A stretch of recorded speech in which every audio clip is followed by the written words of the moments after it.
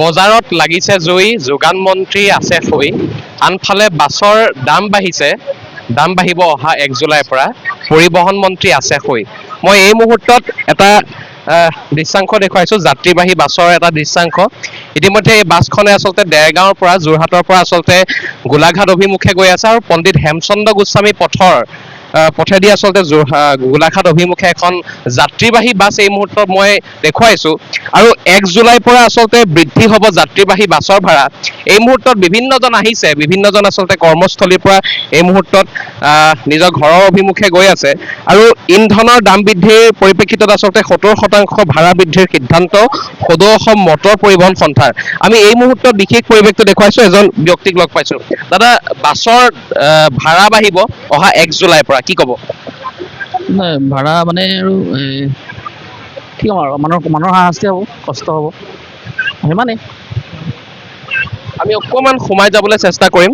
আচলতে বিভিন্ন কৰ্মৰত ব্যক্তিসকল বৰ্তমান এই সন্ধ্যা বেলাত আচলতে ঘৰলৈ গৈ আছে, নিজৰ কৰ্মস্থানৰ পৰা আচলতে ঘৰৰ অভিমুখে গৈ আছে। আমি বিশেষ পৰিৱেশটো দেখুৱাইছো। আৰু 1 জুলাইৰ পৰা দাম বৃদ্ধি হ'ব। বিভিন্ন ছাত্ৰ ছাত্ৰীৰ পৰা আৰম্ভ কৰি বিভিন্নজনে আচলতে এই বিশেষ চৰকাৰৰ এই যি পদক্ষেপ আচলতে জনসাধাৰণৰ মূৰত আচলতে এক মাধমাৰ সোধাইছে বুলি কৈছে। বাইদেউ, ক'ৰ পৰা আহিছে? যোৰহাটৰ পৰা আহিছোঁ। যোৰহাটৰ পৰা 1 জুলাইৰ পৰা বাছৰ দিব, কি ক'ব? কি ক'ব মানে কি আৰু, আমাৰ অসুবিধা হ'ব, যিহেতু আমি সদায় অহা যোৱা কৰোঁ ন, এদিন দুদিন অহা যোৱা কৰা মানুহ ন, আমি ডেইলি আমি কামৰ সূত্ৰে সদায় অহা যোৱা কৰোঁ। গতিকে এইটো আমাৰো আপোনাৰ অলপ সমস্যাৰ সৃষ্টি হ'ব আমাৰ কাৰণে।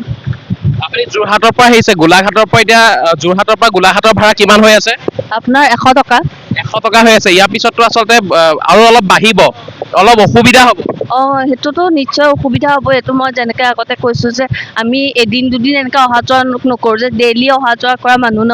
গতিকে সেইটো গতিকে সমস্যা আমাৰ দেখা দিব সেইটো। ঠিক আছে। আমি বিভিন্ন স্তৰৰ ৰাইজে আচলতে উল্লেখ কৰিছে, চৰকাৰে আচলতে এক মাধমাৰ সোধাইছে, জনসাধাৰণৰ আচলতে যথেষ্ট অসুবিধাৰ সন্মুখীন হৈছে। আমি তেওঁলোকৰ লগত কথা পাতিছোঁ। মই অকণমান আগবাঢ়ি যাবলৈ আচলতে চেষ্টা কৰিম। আচলতে বিভিন্ন প্ৰান্তৰ পৰা যাত্ৰীসকল আহিছে আৰু কথা পাতিবলৈ চেষ্টা কৰিম। এগৰাকী ছাত্ৰীক দেখিছোঁ মই। কোন ক্লাছত পঢ়ি আছা? 8। এইটোত যিহেতু স্কুললৈও যোৱা হয় বা তেনেকুৱা ধৰণৰ কামসমূহত যোৱা হয়, কি ক'বা? আচলতে বেয়া হৈছে কথাটো। কমাব লাগে আৰু চৰকাৰক আহ্বান জনাবা, কি ক'বা? কমাব লাগে আৰু ল'ৰা ছোৱালীখিনিৰ কাৰণে যাবলৈ, মানে এনেকুৱা কিছুমান মানুহে নোৱাৰে ন পইচা দিবলৈ, সেইটো কাৰণে সেইটোৱে বিচাৰোঁ। সকলোৰে আহ্বান আচলতে দাম বৃদ্ধিৰ হ্ৰাস কৰাৰ। আৰু মই বিভিন্ন ইয়াৰ মটৰ পৰিবহণ সন্থাৰ লগত সংলগ্ন এখন বাছত বৰ্তমান উপস্থিত আছোঁ। আৰু এয়া পণ্ডিত হেমচন্দ্ৰ গোস্বামী পথৰ এয়া পৰিৱেশ। আৰু আমি চালকজনৰ পৰা কিছু কথা পাতিম। যথেষ্ট সমস্যাৰ সন্মুখীন হ'ব। আপোনালোকৰ ভাড়া ক্ষেত্ৰত যাত্ৰীসকল বাছত নুঠিব, কি ক'ব? সমস্যাটো চবৰে হ'ব, সমস্যাটো আমাৰো হ'ব, যাত্ৰীসকলেও হ'ব।